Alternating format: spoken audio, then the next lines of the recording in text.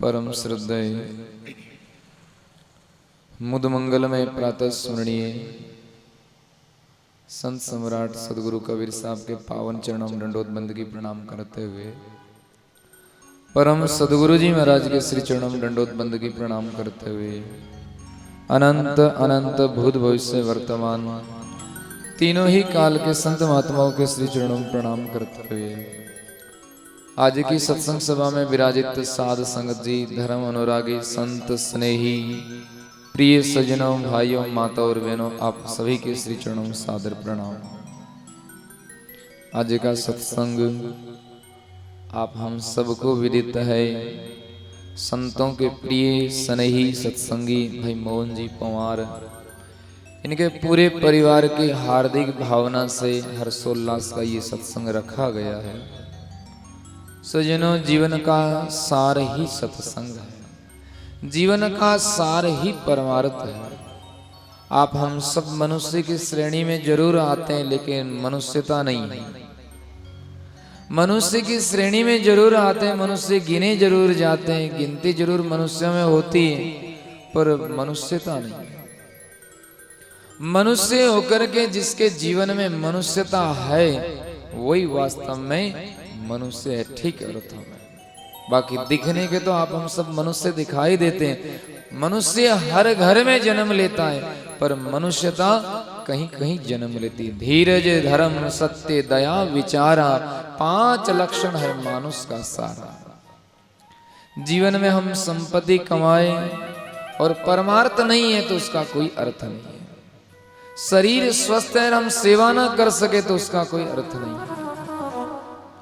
इसीलिए सत्संग क्या कहती है? सत्संग हमारे को मनुष्य बनाती, हमारे दिल में मनुष्यता जगाती, मनुष्य के सद्गुण भरती है। गर्मियों का समय था, एक पथिक राह चलते चलते दोपहर का समय, धूप पड़ रही थी, बहुत थक गया था। वो आदमी इतना थक गया, प्यास लगी बड़ी जबरदस्त।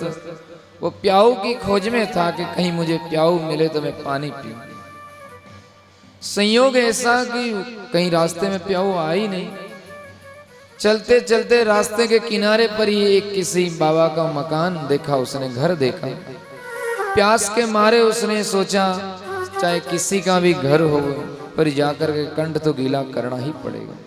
सज्जनों, जब हमारे को प्यास नहीं होती है, जब हमारे को भूख नहीं होती, तो हम पूछते हैं कि ये घर किस जाति का है। पूछते कि नहीं पूछते? अच्छा, भूख लगी होवे और प्यास लगी हो जबरदस्त, पूछते क्या?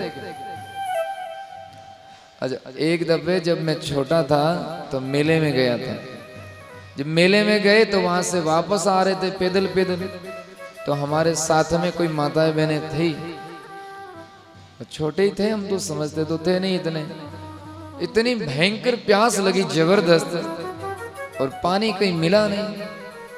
संयोग से रास्ते के किनारे से कोई गांव से निकले, तो गांव के बाहर जो बस्ती थी वो मेघ वालों का शायद घर रहा होगा। हमारे साथ में वो बहन जी थे, वो प्यास के मारे जल्दी से जाकर के न तो किसी को पूछा न कोई बात, और सीधा खुद लेकर के लोटा भर के पानी पी लिया। अब पानी पी लिया, फिर बाद में वो पूछते हैं कि घर किसका है। फिर उनको पता चला तो कह रहे मेरा धर्म भ्रष्ट हो गया, मैं क्यों मर जाता जने, बस धर्म घट रहे तो सजना ईश्वर इन संसार में आती अबरबल भूख, जहां बैठे ता पाविये छाया गिने न धूप।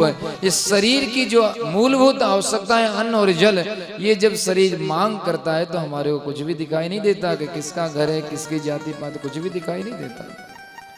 उसने राहगीर बड़ा प्यासा आदमी था, उसने सोचा इसके घर में जाऊं और प्यास बुझाऊं।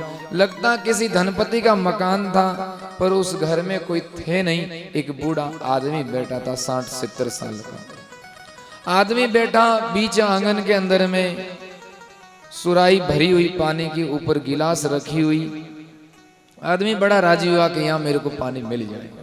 उसने उन घरवाले से निवेदन किया, बाबा मैं यात्री हूँ, पथिक हूँ, और आप कृपा करके, मैं बहुत प्यासा हूं, प्यास के मारे प्राण निकले जा रहे, और आप मेरे को कृपा करके पानी पिलाओ। वो बाबा गर्दन उठा करके बोला, पानी? यहाँ कोई प्याऊ है क्या? क्या समझ के तुम अंदर आए? या कोई प्याऊ थोड़ी है, कोई धर्मशाला थोड़ी है, तुम फटाक से बिना पूछे घर के अंदर में आ गए। ये कोई प्याऊ थोड़ी है, न कोई पोसाला है, न कोई प्याऊ है, न कोई कुआ है, तुम आए कैसे बिना पूछे अंदर में? पुराने जमाने में तो जब घर में मेहमान आते थे तो लोग बड़े राजी होते थे कि अपन बडेरारी पुण्य ही हस्ता तो है जो मेहमान आवे बिन बुलाया भी। और आजकल तो आई गया तो लोग मुंह डोब जाओ।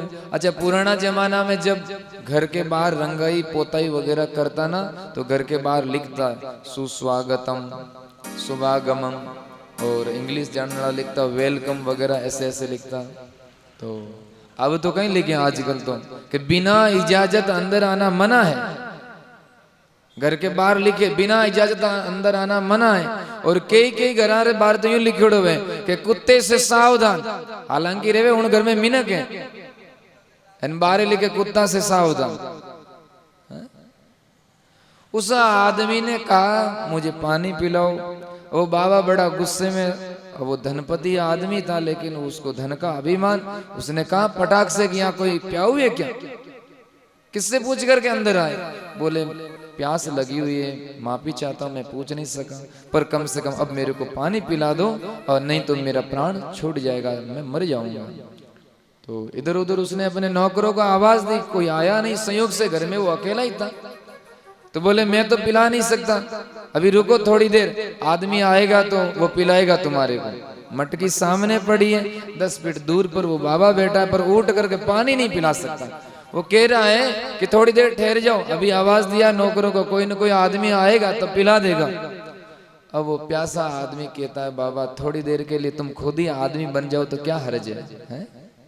थोड़ी देर के लिए तुम खुद ही आदमी बन जाओ तो क्या हर्ज है?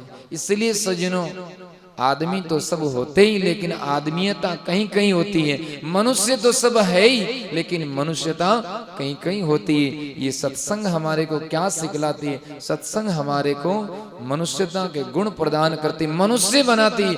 इसलिए वेद कहते हैं मनुर्भव, अर्थात आप हम कुछ भी बनने से पहले मनुष्य बने। ठीक अर्थों में मनुष्य के गुण होने बहुत जरूरी है। और मनुष्य के गुण कहाँ से मिले? आप हमारे को संतों के द्वारा, सत्संग के द्वारा। इसलिए देखो जैसा जैसा आदमी संग करता है वैसा वैसा जीवन में रंग लगता है। सब एक ही तरह के जो आदमी जो है जन्म लेते, जैसे कितने ही बड़े संत हुए, चाहे कितने बड़े पीर पैगंबर अवतार हुए, वो भी माँ की गर्भ से ही आए थे, लेकिन उन्होंने संगति उत्तम की, संग उन्होंने अच्छा किया, इसलिए वो आज पूजनीय बन गए। अच्छा, चोर है, लुटेरा है, डाकू है, भाई माँ रे पेट से ही आवे, भाई माँ का पेट से ही जन्म लेवे, लेकिन संग उनका शुरू से ही ऐसा हो जाता है कि जीवन पूरा उनका बिगड़ जाता है। कदली सीप भुजंग मुख स्वाति एक गुण तीन, जैसी संगति बैठी है कबीर वैसोई फल दीन।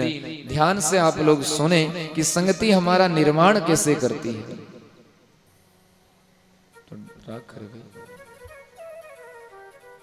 स्वाति नक्षत्र की जो बरसात होती है, उन बरसात की बूंद की बड़ी महिमा है।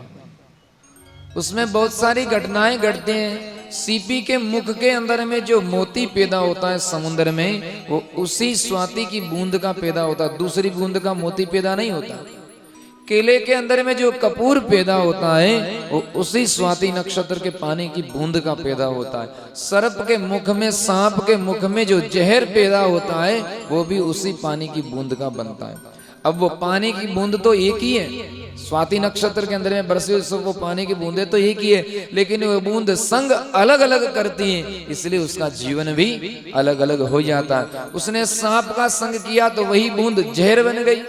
अच्छा, केले का संग किया तो कपूर बन गई, और उसने सीपी का संग किया तो वो मोती बन गई।